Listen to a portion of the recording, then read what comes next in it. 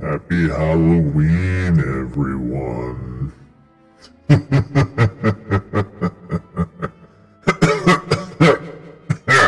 Sorry about that. Hello everyone, my name is Matt Scorpion and welcome back to Destiny 2. Now I know it's not exactly a nice day for Bungie, or a nice week. We've all seen the news, or if you haven't seen the news, supposedly there was a little mass layoff at Bungie. I won't get into it. I don't know all the details. I don't know the story. I don't really have a side on it. It's terrible to hear, but at the same time, it's a business, so there's likely some sort of reason. But I won't, like I said, I won't get into it. It's a political sort of thing. But also the other side, or sad thing, final shape delayed, boo, missing content. But aside from that, Festival Lost is still going. Last week, I will also specify some things, but we'll get into that in a little bit. But to get into the main bulk of things, there is a booster to Infamy right now. So if you wanted to grind out Gambit ranks, or just have a reason to rank up Gambit, it is currently active. If there is ever a reason to play Gambit, this is probably it. But getting into the bulk of everything else, so for the Grandmaster Nightfall, we currently have the Devil's Lair, which is probably the most farmable Nightfall on the list this season. With triple elemental shields, overload and barrier champions, the only one that doesn't have barrier unstoppable champions this season. Then acute arc threat. Why did I say acute? It's not acute.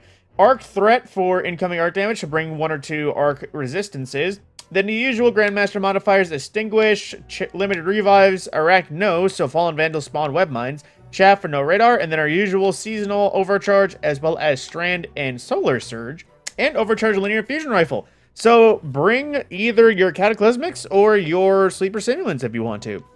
And when you actually complete it in the Grandmaster form, if you actually have a full drop and get everything, you'd actually get Warden's Law, which I'm not going to lie. Right now, this is the easiest Nightfall to farm. It may not be double rewards, but this is the easiest one to grind out. If you wanted a good Warden's Law, do this now. This is probably the easiest Nightfall you're going to have a chance. Plus, I think this is the last time this is going to be up this season, so you have to wait until next season to get another one. It won't go out of rotation, so you'll still be able to get Adepts, but it will be weeks until you could get another Adept. So if you want it, get it now. I will just keep saying that until even one more time at the end of the video. Now, going into the rest of the world with destinations, or the general, we have Mayhem and Zone Control. So at the same time, if you wanted an easy grind for Crucible, you can kind of just spam all the supers you want to in Mayhem. Now, like I mentioned, there is Festival Lost in its last week, so you have one full rotation of the reset to actually get anything you want, whether that be cosmetics from the Eververse store, which I'll go into more detail on that in the Eververse video, or the weapons, or the titles, or the event card. Literally anything that has the Festival of the Lost tag on it, get to it, because you're running out of time. And I will also preface the masks. They have power now, but they won't. So if you're trying to grind out for a god roll of these, don't bother. They are literally only usable during Festival of the Lost. But aside from that, getting into the rest of the world. So our farming raid this week is currently the Vault of Glass, which means its master mode is, of course, back again, which comes with recovery-focused armor. And all challenges active: Solar and Strand Surge, Overcharge rocket launchers, so bring your galleys. So aside from that, yes, all challenges active. Master time lost gear, go for it if you so want. This is this is one of the only times you'll actually be able to work on the Fatebreaker title. And as well, Prophecy is currently the farming dungeon, which means you can do it an infinite number of times. Even though the exotic, air quotes, quest came from this, at the same time, the weapons are not exactly the greatest, but some odd ins and outs. And for Crota's End, as it goes forward, we have Equal Vessels, which, if I recall, is the bridge. No, this is... Oh, no, it's Ear Ute Challenge for that. So if you wish to get a random drop from Ear Ute to go do the Equal Vessel Challenge, which is everyone has to hold the chalice in order. No one can get it again until everyone touches it. Discipline-focused armor for the Master Mode, as well as a Solar, Strand, and Overcharged Trace Rifle. Interesting. I don't recall ever seeing that ever before. But aside from that, Vox Obscura, actually, if you just saw it, is currently the weekly farming exotic mission, which means if you want Season of the Risen gear, or the intrinsic upgrades to Dead Man's Tale, or to unlock Dead Messenger, if you know, that variety. If you want anything from Vox Obscura, go for it. Now, it is here this week. And then getting into the rotation throughout the rest of the world. Just knocking out Dares of Eternity Legend mode. We have taken Cabal and Zydron for the Disciples of the Nay. And then getting into the raid challenges throughout the world. For Last Wish, we have Keep Out challenge. For Garden of Salvation, I believe it goes all the way back around to the start. For Leftovers challenge, which is First Encounter challenge. Then, getting into here and there, for Europa on Deepstone Crypt, just left a farming rotation, we have the Of All Trades challenges. Possibly the hardest on the list, because it means that everyone has to do every role. It is annoying for the first-time team, but I think a good team can get it done pretty easy if they want to farm it out. Then, for the Throne World and Vow of the Disciple, we have Swift Destruction, which is First Encounter challenge. You have to kill the Unstoppable Abominations in relatively the same time frame. Then, checking in for King's Fall, we have the Under Construction challenge, which, if I recall, is the floor is lava for the Daughters encounter. And then, wrapping everything up on Neomuna for Root of Nightmares, it is currently All Hands challenge, which is Nezarec challenge, which, if I recall, is an annoying one, but still kind of easy to do.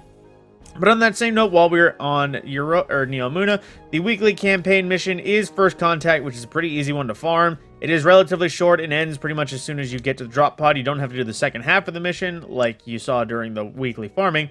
The Vex Incursion Zone is Ahimsa Park, so farm out incursions there if you wish, which also means it's Partition Ordnance, which is the annoying one that you have to deal with the NPC that is booping you the entire time.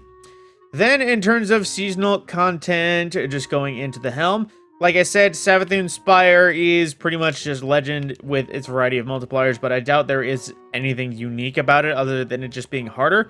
And of course, Altars of Summoning haven't really developed at all, same with the Embaro engine, that kind of topped out, so there isn't anything new there. Don't expect anything new there. And then for Salvage Legend, its rotation is Hive, Engineering, Ordnance Disposal, Site Reliability, and Azradat the Hive Knight for Final Boss. But aside from that, if I recall, last week was the last week of new challenges that we received. Yes. So don't expect any more weeks of challenges. We'll be getting no more until the end of the season. So if you want to get the massive pile of Bright Dust, like I said, last video, complete things that you haven't completed here. These are your last chances. And if you don't, then you are SOL until next season comes around and there's more challenges. But with that as well, I think, let's see, that is pretty much everything to cover on the broad reset.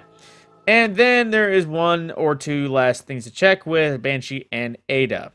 Now, Banshee on his front page, remember, he is getting reworked, so if you want to get some of this stuff easily as opposed to daily, I recommend checking him out now. On the front page for outdated gear, or at least old random gear, we have the Arsenic Bite 4B, which is a lightweight arc viced bow, which with Archer's Tempo is nice, but at the same time, this is quite outdated. It's running on some very old perks. If you want a current one, Lunalata, which is a stasis version of this, is pretty much better off for you.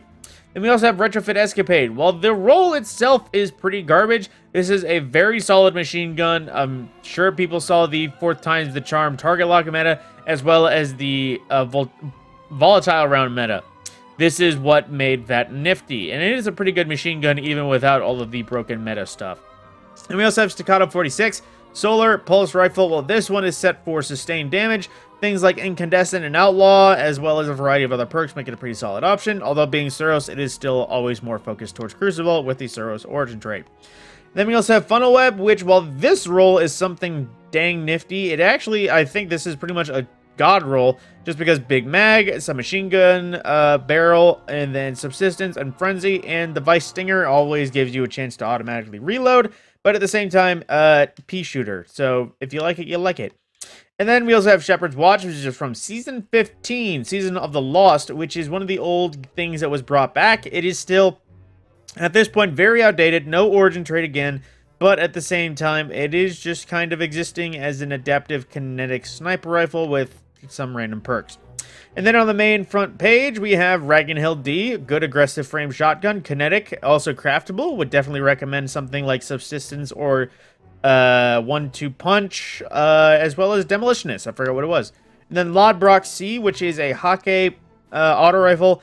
I want to like it. I desperately do. I love the way Hake auto rifles look. I love the way they sound. Problem is, high impact frame auto rifles, until Bungie just butches up and just says, hey, it's high impact. Why not have high impact sort of damage? it's going to suffer. Because same thing with Abyss Defiant, the Age-Old Bond, they're raid guns. Awesome perks. But because they're high-impact auto rifles that have good range as opposed to good damage, yeah, they really suffer from that. Then we also have Contingency Plan, which is another one that's outdated, although I do advocate for this one on certain roles. Frenzy isn't exactly one, but if you can actually manage to get Kill Clip on this, it is a pretty relative 3-tap, which is pretty nice in Crucible. We also have Combined Action, which I think this might be literally the best role you can get on this thing. I know you can get Volt Shot, but PvP-wise, excluding the stats, because, oh god, they're god-awful. Zen Moment Time Payload might be the best thing you can get in terms of Crucible, but at the same time, it is an arc aggressive frame, which there isn't many in that list. There is other arcane cannons, but not many aggressive frames. Then we also have Memory Interdict, which this role isn't one of them, I don't think, but this is pretty much the go-to Crucible grenade launcher of all things. I think this is the only one that can get Impulse Amplifier, at least for a random drop, as opposed to focus drops. And then we also have Palmyra B, which is another good rocket launcher. While this role isn't exactly the greatest, at the same time, it is craftable, and even though it is a precision frame and suffers mostly from it, this is still a pretty solid rocket launcher if you can't get your hands on any other rockets at the time being. And before we talk to Ada, like I said, it is unfortunate the news about Final Shape being delayed, Marathon being delayed, and all the things at Bungie, but at the same time, like I said, not getting political, we have no idea what things are going on in there. It's a sad day to hear, but at the same time, Bungie has their reasons, I hope. Like I said, allegedly, I'm not taking sides in it. Aside from that, for these shaders that Ada has to offer, we have Gold Leaf, all the way back from Season of Opulence, Season 7, which, it's an interesting one, because I think it was more meant for guns, but at the same time, it looks a little wonky on armor. It's hard to say. The armor I have on isn't exactly well for shadering. You also have Tangled Bronze for the Year of Forsaken, which is that wood? Is that a wood shader? Well, it's a real dark thing. It's the closest thing we get to Super Black, I think, nowadays. Then we also have Dead Orbit Vision, another faction shader from Season 3, which was a lot of blacks, gold, bronzish, and greens, which like I said, I have an odd color palette right now with the armor I have chosen. But with that, my name is Matt Scorpion, and I will see you in the next video.